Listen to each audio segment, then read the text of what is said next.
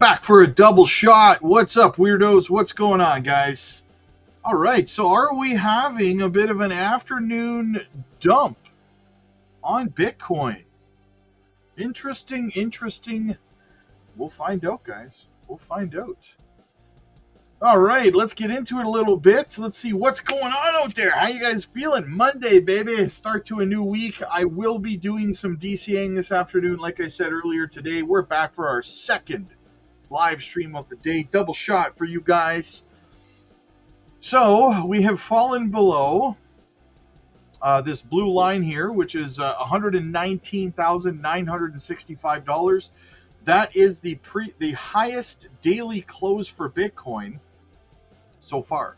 Now, I said earlier today when we were above here, we want to close above this blue line, but I wouldn't be shocked if we came all the way down and retested the 30-day SMA down here at 117,341. That would not shock me, my friends. Would not shock me at all. If we can close above this blue line for Bitcoin, we will be putting in a new all-time high daily close for Bitcoin, right? So something to be aware of, but we've since given all of that back in terms of Bitcoin. So Bitcoin is starting to kind of drop a little bit in terms of performance, but for all you altcoin lovers out there, Ethereum is not dropping in terms of performance. Ethereum is going up. Now, I put this second blue line in here at $4,332 because that's where I want to see Ethereum close above to see continuation up to about that $4,500 level. Right now, we're at $4,302. Not bad, guys. Bitcoin's kind of correcting. Ethereum's still kind of pumping. Altcoins look good. I still will be doing some DCAing today because Mama said it bees like that sometimes. Okay, let's get into the chat just a little bit. We got 0 super chats to start the stream.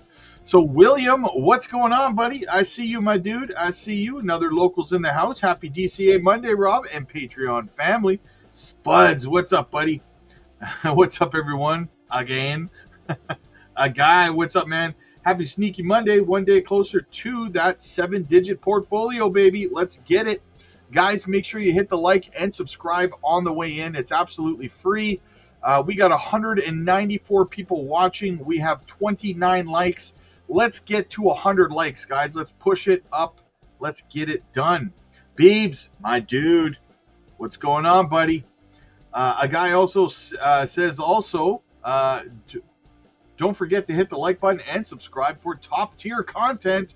Absolutely. Candyman, my guy, my dude, always here to back me up. Says, my brother always said, work until your bank account looks like your phone number, looks like a phone number. My mom made it. Available balance, $9. $9.11. Well played, sir. Well played. I like that. That was good. All right, what else do we have? H. Barbarina in the house. What's going on, man? Beebs over on Blueprint as well. Yeah, guys, make sure you are liking and subscribing over on Crypto Blueprint. Also, Boss, you see ZBEC dipping to the 203 range. I literally talked about it in the live stream this morning.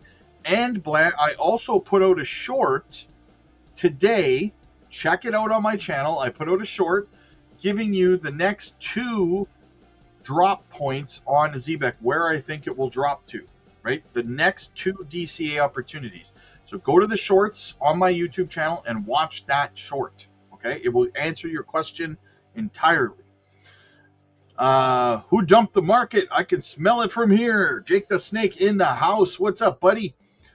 Ben, happy Monday, Patreon fam. Thanks for all you do, Rob. Hey, no problem, man. Mario's in the house. Let's go, boys. Quinn, I see you, brother. Trashy Bat, what's up, man? Let's get in there and buy the lows and ride the highs. Absolutely. Jared's in the house. Happy Monday. Ditto, back for a double dose. What's going on, my guy? What's going on, my dude? We are all caught up in the chat. Holy smokes. It's crazy. This morning's live stream was busier than this afternoon's. Well, let's get into the news. Let's get into the news. Might not be a very long stream, I suppose. Let's see what's going on out there in the crypto landscape. All right, quick shout out to the channel sponsor before we get started, guys. Decent Biometric Wallet. They got a 2-for-1 deal on the biometric wallet. Use our link down below. Get a phenomenal deal, my friends. Check it out today. Big shout out to them. Keep your crypto safe. Keep it off of exchanges. Let's go have a look across the crypto bubbles to get things started. All right. So, weekly time frame, everything looks juicy, guys. Radium, Matic, Ethereum, MNT, Crow, Uniswap's looking good. Chainlink, we got a story we're actually going to cover on Uniswap today. Chainlink's looking good. Lido, Aerodrome, Athena, Hype, Pendle, Pump, Doge, and so much more, guys. Looking fantastic. Mayan says Ethereum to 6K. Let's go. Absolutely. That would be fantastic. So the altcoins are looking great. Little bit of a DC opportunity today, guys. Get in where you fit in. Let's go look at the Bitcoin dominance as well. Where are we at with the Bitcoin dominance? So we've just barely broken above this resistance level. We're resting right on that resistance level. I think this is a bit of a dead cat bounce, though, on the Bitcoin dominance, though. We've jumped back up here, but we're barely hanging on. 60.54% is the resistance level. We're at 60.58. If Bitcoin keeps dipping this afternoon, this is likely going to fall back down below, reject off of that resistance, and continue to the downside, which is going to be great for the altcoins, right? So, looking good there. Bitcoin dominance looks like it's going to take a hit. Let's go have a look at some of the news. As I said, let's get into it. Let's see what's going on. Ethereum nears all-time high as 2.35 billion in shorts face liquidation. Ethereum is once again the center of market attention, trading just $600 shy of its all-time high. That's not true. The second largest cryptocurrency by market capitalization has been in a strong upward trajectory. Driven by renewed investor confidence, rising on-chain activity, and growing institutional interest. With prices hovering close to this critical level, traders are closely watching for a breakout that could trigger significant market shifts.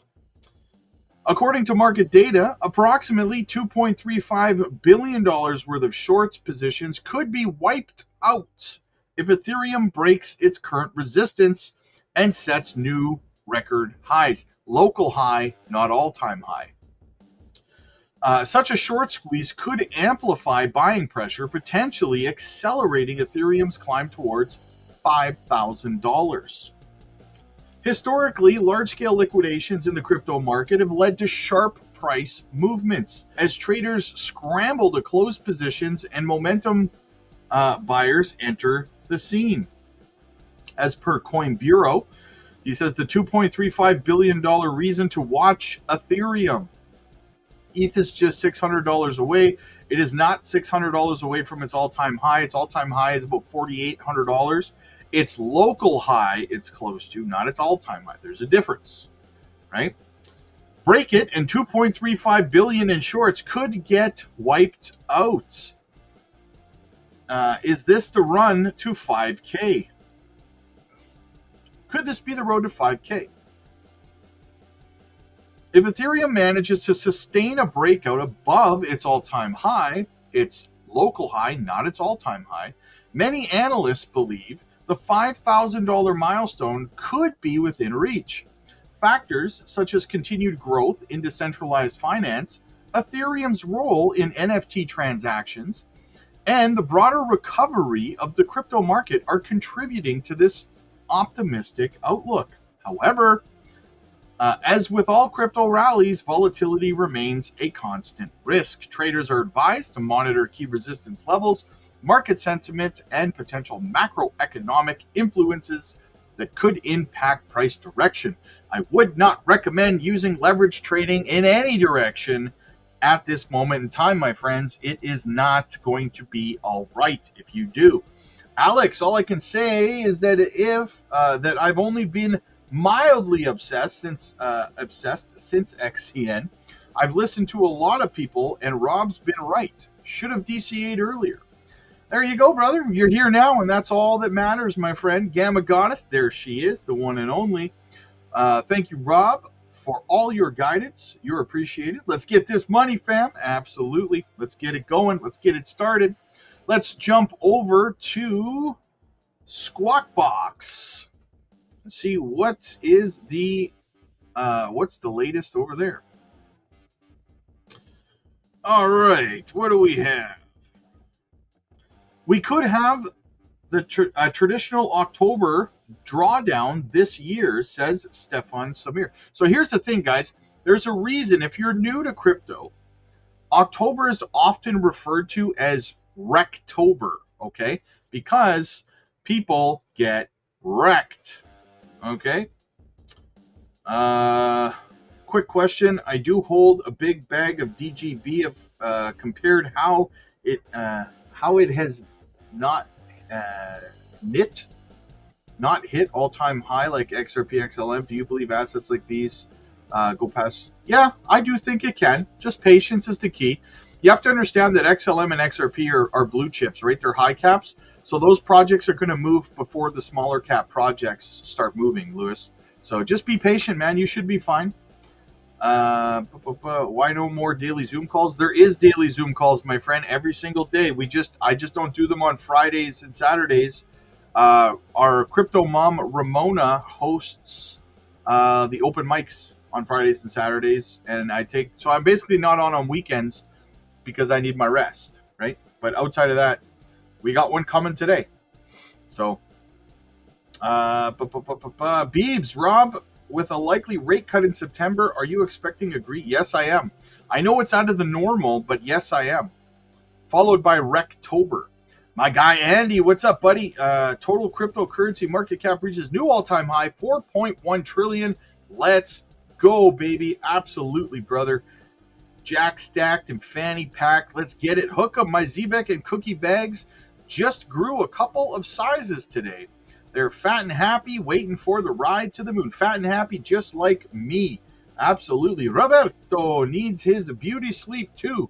Absolutely. All right, let's get into this from Squawk Box, my friends. Seasonal factors technically play into what's likely for the stock market. Could a summer rally mean risks in the fall? We think of that. I mean, how many times has October been a bad month? Let's get a technical view. Some key levels to watch for the markets. Join us now, Stephen Suttmeyer, president and founder of Suttmeyer Technical Strategies. July is usually good. August, maybe not so much, but a lot of times. He looks like an android, by the way. Trading, a lot of people on vacation, but we all remember sell-offs leading into the fall. Past performance doesn't guarantee anything, but what can we learn from history? Sure. History tells us that we typically get a summer rally in the market. So when you look at May through July, and you think about where we are in the presidential cycle, the first year of the cycle, that period of time, May through July, is up about 80%, on average about 5.5%. This year, it was up 13.8%. I mean, that's pretty significant. So in the first year of the presidential cycle, seasonality turns fairly negative from July through, from August through October. And, it dovetails also with the normal seasonal pattern as well. So it would not surprise us one bit to see some backing and filling in the market due to weaker seasonality. I think this year it may be more of an August event. We've run a lot of different numbers out there, and the market could hang around a bit in August. It'll hang around a bit in September. But looking at the data I've studied, it seems like we could have that traditional scary October drawdown this year. Scary. Was support at 6,100 to 6,200, and then resistance up at 6,600. So are we in a trading range at this point? No, I think we're still in this cyclical uptrend that began from April. And I think we can rally into the 6465 to 6600 area into year end. If we dip a little bit here, it could be 6,100 to 6,000, but maybe you test rising 26 and 40 week moving averages, roughly around 3,900. That would be perfectly normal within this sort of environment. So essentially what we're looking for really is what did you say about 3,900? It's where you have 26-week moving average, so a half-year moving average, and the 40-week moving average, which is like the 200-day moving average. After you get a breakout like this in an uptrend, you 3,900 on what? The S&P? I'm sorry, I meant to say 5,900. Excuse me. 5,900 yeah, on the S&P. I listen to what you're saying. Thank you. I appreciate that because you corrected me there. You're looking for 3,900. No, 3,900 means run for the hills. So it's 5,900. My apologies. Okay. But, he looks like an android. They thought we wouldn't notice, but we did. no, it's so let's just summarize here. It's like, basically 6,100 to 5,900 Right. is where the big level is. And I think it's just seasonal weakness, and we can get that bounce in the year end. What do you look at the 10-year? Do you look at the yield curve? Do you have any feelings about what's happening there and whether it matters? Well, I mean, the 10-year is just a range-bound mess of a chart. I would argue that the more discernible pattern would be in the 30-year. okay. The rebound that the yield in the 30-year had towards 5% could very well be forming a rising wedge, which is typically a pattern that would suggest a downside break, meaning that the 30-year yield could go lower, perhaps into the 4.4%, maybe even down towards 4%. The other part of the curve that looks interesting is the 5-year yield, which could be forming a distribution top, meaning that if you break lower from that pattern, you could get lower 5-year yield. So, my thought is perhaps you could see continued steepening in the curve here. And So you think we could get some cuts, like 2 or 3 cuts in this year? I mean, not that that's my expertise, but it seems to be that when you look at the that's how you charts, would it's see setting up that way. if 5 and 30 are falling and it's steepening, then the short rates would have to be going. Correct. lower. Exactly right. And that's what the charts are suggesting, Okay. that there So- should be some cuts. You like the big, mags, the 7 stocks. You like the S&P. You like the Russell. Is it value? Is it growth? What would you be focused on? What does technical say? So right here, right now, we're in a long-term secular bull market that tends to reward the biggest companies out there. So the largest stocks are going to outperform the average stock. That's been the case. Right. Growth is really strong versus value across market caps in the U.S. You had new relative highs for the Russell 1000 growth versus the Russell 1000 value. You had the S&P growth going to a new high versus S&P value. You have small cap growth strong versus small cap value. The interesting factor here is in one part of the world, you actually have value breaking out versus growth, and that's internationally. ETH growth, ETH value is breaking out from a bottom versus ETH growth. A little bit different there. But here, large cap driven market, growth driven market, I think that should continue. And that's where we stand. He sold his eyebrows for dry powder. All right, what else is going on out there? Let's check out the latest. Big Kev, thanks for all the morning content. It has been nonstop. This is a great thing. Teach us till out bag moon. Let's go, brother. Thank you for supporting me, man. Thank you for supporting me. Beebs, my dude, what's up, buddy? Rob, the new gem you released on the Patreon could be a monster. People need to get over to the Patreon for the new gem. Yes, absolutely. Think about it this way, man. That new gem, right? Easy, 50 to 100x. And it costs the price of a cup of coffee to join the Patreon. The money you're making for the price of a cup of coffee is unbelievable. And yet people still will not take advantage of it, right? Jake the Snake, Z-Bink, the Knight of Ohio. There you go. Another local.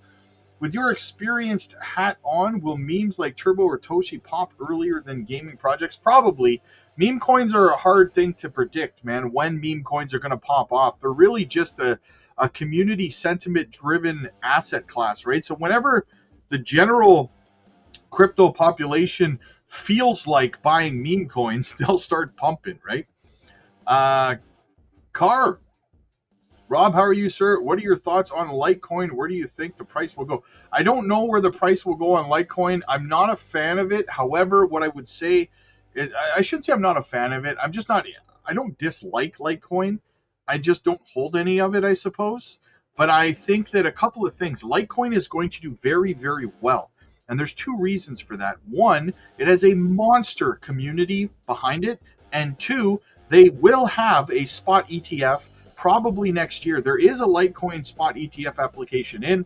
It probably will be approved sometime next year. That will be very big for Litecoin moving forward. Dustin, hey Rob, I would love a price target on Velo if possible. Altcoin requests go in the goals tab at the top of the chat, my friend, unless you are a Patreon member. Bless, sold his eyebrows. Absolutely he did. Yes. All right. Democratic staff criticize GOP crypto bill for evasion. Democrats are complaining about something. Big surprise. Senate Banking Committee Democratic staff criticize the Republican crypto draft bill on October 10th, 2023, calling it a superhighway for evading regulation, highlighting concerns about reduced SEC authority. I try to say, teach us what makes a pump. I got you, Kev. I got you.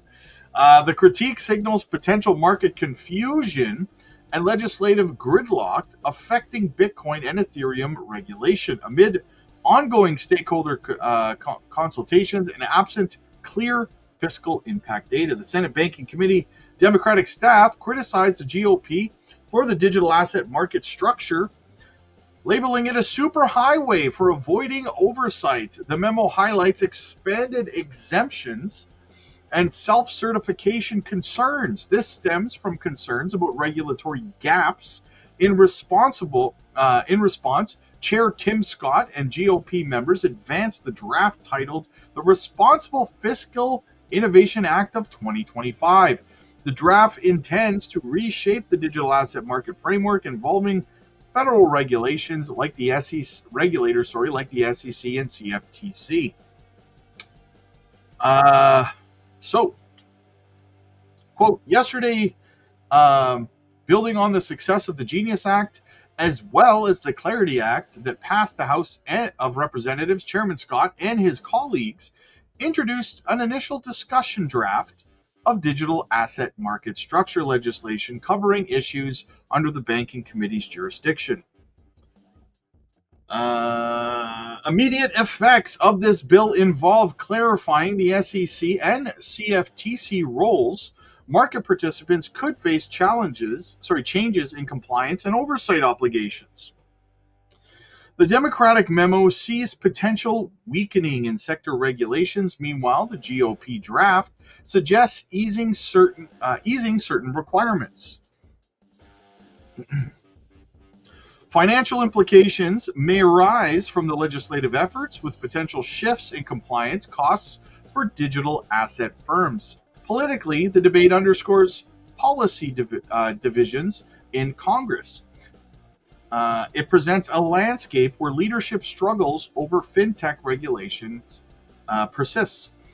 Potential impacts focus on the classification of crypto exchange obligations. The draft could signal changes in market mechanics, affecting entities operating across state lines. Industry reaction remains to be clearly defined as discussions continue. Insights on regulatory outcomes highlight the possibility of long-term adjustments in the market framework. Historical trends indicate previous efforts like the Genius Act have redefined stablecoin regulations. Concrete effects on ETH and BTC markets are uncertain. So basically, this is going to help crypto exchanges like Coinbase and probably Robinhood and others, many others in the US. And the Democrats are like, no, we don't want crypto exchanges. We want the banks to custody your crypto. So the Democrats are essentially fighting this bill because they want the banks to win. They don't want Ripple to have a banking license. They don't want Coinbase to be the primary exchange where people go. They don't want Crypto.com. They don't want this stuff. They want their people who are paying them, i.e. the banks. This is the banks lobbying financially to defeat this. That's what this is, right? So they're throwing money at it. Another local, memes are highly popular with the teenage digital generation. Yes, you're right. William, are we planning to sell anything before September, or are we waiting for after? Ask me over on the Patreon, brother, and I will tell you over there. Sweet Bid, what's going on, Sweet Biddy? Chatty, no more dry powder. I'm going to sit on my hands until Nadix and Swift Moon. There you go. Bearded, what's up, buddy? I think our group will hit over 100 millionaires this year. 100%. I agree with that, man. I agree with that. All right, let's pivot back over to Squawk Box again. We got more going on over there. Fed's Bowman is way ahead of her colleagues in expecting 3 rate cuts this year. 3. The number of contenders for the top job at the Fed appears to be growing. The Wall Street Journal reporting that President Trump's team is looking at 2 additional new candidates, former St. Louis Fed President James Bullard and Mark Summerlin, former economic advisor to President George W. Bush. Joining us with his insights is Roger Ferguson, former Fed vice chairman, as well as a CNBC contributor. Do you have anything other than just personal feelings about these new candidates, Roger? Do you have any knowledge about what's actually going on, or you're conjecturing just like we are? You know what? I'm conjecturing just like you are. What I've heard is that the president often expands the lists as he goes through these very important personnel decisions. You know, the names that he's added, I would say, are credible. The one I know better is James Bullard. Obviously, you know, his resume speaks for itself. Mark Summerlin, the same. And so I'd say right now there are, you know, serious contenders, but I can't interpret this any better than you can. It may also be a bit of a tactic to keep the 2 frontrunners, the 2 Kevins, you know, on their toes a little bit and not let anyone get too complacent. The president is very good at doing that as well. So I'm sort of with you. Let's wait and see who actually comes out of this process as the #1 candidate. You know, James Bullard, well, he's, you know, been on many times and in studio and on for, you know, a long time, not just quick interviews. And I don't know if he's a dove or a hawk after all that. Do you? I do not. I think what's very interesting is there are 4 people who have been, you know, in the room. Kevin Hassett was a staffer. The other Kevin obviously was a member of the board. Chris Waller is currently there. James Bullard as well. So what I find interesting is, you know, with all the talk of change, 4 of the 5 candidates at least understand something about how the FOMC works. And I think it's hard in each case to discern exactly how they're going to perform. The other thing to recognize is based on some interpretations from the Supreme Court recently, the president's ability to, you know, fire any member of the board is limited. There has to be cause, a little different from, you know, people who are actually part of the executive branch. And so I think, you know, each one of these individuals will approach the job differently, but 4 of them have been in the room before and, you know a little bit about the culture and the institution. So we'll have to wait and see what happens. Michelle, Bowman today, Roger, said that given the recent weakness in the labor market, or what looks like weakness, along with her notion that maybe that's not a persistent inflation that we get from the tariffs, has her thinking there should be 3 rate cuts before the end of this year. I respect that that's her view. I don't think that's likely to be the prevailing view for a number of reasons. One is, you know, inflation is not necessarily completely behind us yet. You know, the last readings were actually a little hotter, moving away from the 2% target. Many people think that there's some inflation, maybe quite a bit left in the pipeline.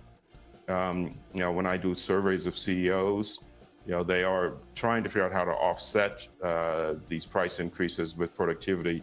But the most recent survey, 2/3 of them, 64%, said they would, if need be, pass prices on. Only 20% said they'd, you know, reduce their profit margins. And then there's still some debate about exactly where the consumers are. We are at an unemployment rate that, you know, looks like it's roughly full employment. And the most recent data suggests that consumers are actually hanging in there. So, maybe the odds of stagflation have gone up, but I think all of this is really uncertain. And I think Governor Bowman's probably way ahead of her colleagues in thinking that 3 cuts definitely are baked in for this year. I'm not sure. We'll just wait and see. No way I'm picking you. After, months and months and years of hawkish. Out? You're out. But there's no way you'd want to go back anyway. Is there? You're a CNBC contributor. Life is good. Who needs it? You'd have to be crazy. Life is good, and I'm not on exactly. And I'm, as far as I can tell, I'm not on even the longest list. No. They'd have to expand the list by several That'd be more an to put me infinity on that list. That'd be, me and Andrew would be on there probably, or Andrew and I. But Joe, I don't understand why don't you buy with me that the Fed needs to really focus on inflation? They came close to losing inflation credibility. Because I think that's fighting. I think they're still butthurt from what happened on the way raising rates. They'd already left the barn. You know what I mean? That they're fighting yesterday's battle for inflation, and everybody loves Volcker. But tariffs, I worry more about the uncertainty that it instills to slow down the economy than I do for that second derivative of inflation. You get some, and a lot of it's being absorbed. Well, wait, can I ask Roger about that, the absorb issue? Yeah. Which is it's being absorbed by this sort of remarkable AI marketplace not just right that, now. Maybe, I think, okay, Roger, it's on wholesale prices, right? It's not on the end price for people. It's going to, it will eventually come through. I think the issue is the degree to which productivity improvements, including AI, can offset what is clearly a price shock. I mean, there's no way to deny that increasing tariffs or putting 15% tariffs on when tariffs have been on average roughly 2% is a dramatic change in the price level. But then explain to me, and we have to reflect that. Right. Explain this though. We talk to CEOs every day on this broadcast, and we talk to investors, and for whatever reason, they are more sanguine about the tariffs now that they're on as of just last week, the 7th, than they were before that. Why is that? Well, look, I think before that, there was massive uncertainty. There are numbers being thrown around, and certainly anyone who's making business decisions likes certainty. You may not like the exact number, but right, at this least is the now permanence. We're into a new permanent state, is what you're saying. We're into a new permanent state. So now we're moving to the second question, which is, what do I do with this? My observation with the CEOs I talk to and survey is they're really working hard to figure out, how can they offset this with productivity improvements, stronger teams, a variety of approaches. Having said that, at the end of the day, 2/3 of them say we're going to pass this on to consumers if we can't do anything else. And I think that question mark is still very much there. Therefore, I think it's too early to have a strong point of view because everyone I'm talking to is still trying to figure it out. They just got the number last week. The other thing that's really important is the market, I think, will punish companies for reduced profit margins from these price increases. They will reward companies that hold on to their profit margins. So I think there are lots of incentives they have to raise for CEOs to try to pass this on. Final point, it's a point that Joe made, which is we're just coming through a period where inflation scare is there. People are really worried about inflation. Right. So I'm not at all complacent yet, even though there's still uncertainty to come. Do you think eventually that the president picks someone that he thinks is likely to be predisposed to lowering rates all the time, or do you think he picks the person that's the best at trying to satisfy both mandates? That's a concern, I think. I think that is a concern. Now the flip side of this is once you're in the office, the law takes over. There is a dual mandate. People will be held accountable for how well they do, not just by the president who's only in office for another 2.5 years, but society and history. And I think what we're going to find, I hope what we'll find, is whoever comes in respects the dual mandate and looks closely at the data to manage both sides of that story, because that's what the public expects, and that's what has made the U.S. great and strong. You know what I would do? I would withdraw your name. Just say, if you're thinking about me, don't even bother, because I'm not interested. You should just do that. You know what? I've got a rule. I'm not going to go on international TV and reject a job that I haven't been offered just yet. I'll let you know if the moment comes what I That's the way decide to do should it. the president. That's the way to do it. I'm not going to take it. I'm not you. Not taking that job. Too hard. Too much criticism. I don't need it. I don't need it. Oh, Thanks.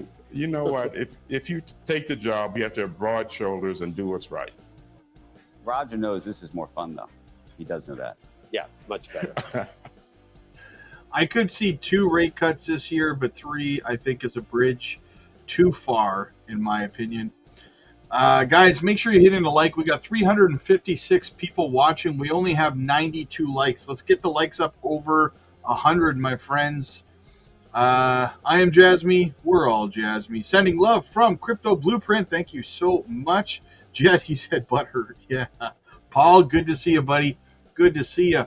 Uniswap embraces new governance structure and drives uni price upwards. Candyman, salons always have hair on the floor. Garages always have oil on the floor. Banks, what's your problem? No kidding, right? No kidding, buddy. All right. What else do we have? Uniswap, a leading decentralized finance protocol, is making significant strides, particularly as its uni price experiences a 6% rise. These developments emerge amidst high-profile issues like Trump's controversial statements, with Uniswap's latest advancements significantly impacting its valuation. Blessings, John. Good to see you. Thank you for smashing the like button, my friend. Uniswap's operates as the largest decentralized cryptocurrency exchange, or DEX, backed by the Uniswap Foundation. Currently, the foundation is poised to advance to the next phase by introducing a novel governance structure.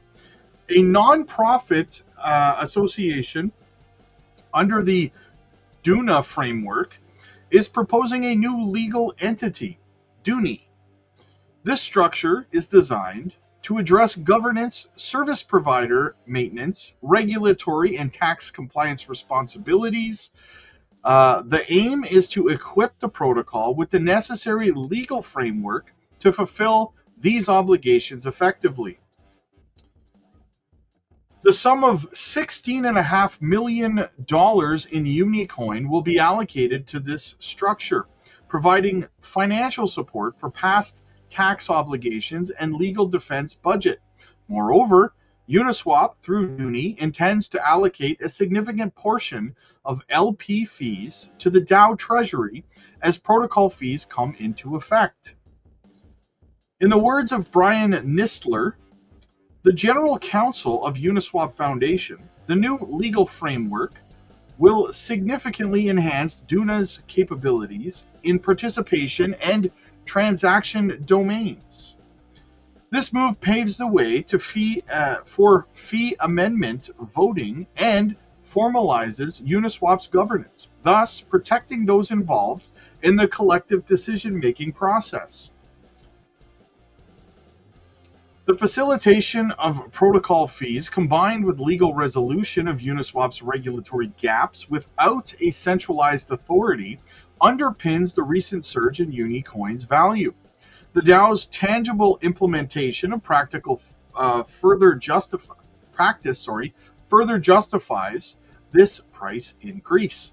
The Unicoin's price rose from $10.87 to $12 and is currently trading at $11.60. The $12 mark stands as a critical resistance level, which served as a local peak, leading to a 58% decline after its mid-last year recording. Despite fluctuations, the price remains at a juncture, notably post-Trump's assumption of office, which saw its rise to $19.50 before regulatory complexities ensued. Should the market experience successful closures above $12, new peaks between $15.5 and $18 could be witnessed. Uniswap on the rise, my friends, after structuring things to match legal requirements. You'll love to see it. Okay, what do we got? Going back over to Ethereum. Looking good. All right, we're all caught up in the chat. We are through the news.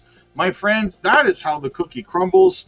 I got to get over to the live stream. We are going live. If you're a Patreon member, we are going live over on the Patreon in 15 minutes, okay? So get your butts over there. I will see you there. Guys, the link to the Patreon, if you want to join, the live stream is going to continue. It's in the pinned comments. It's in the description. It's in the chat. You cannot miss it. It's everywhere you want to be, guys. Get over there for all your crypto education needs. Click like if you like this video. Click subscribe if you really liked it. I'll see you guys in about 15 minutes as we continue the live over on the Patreon. God bless.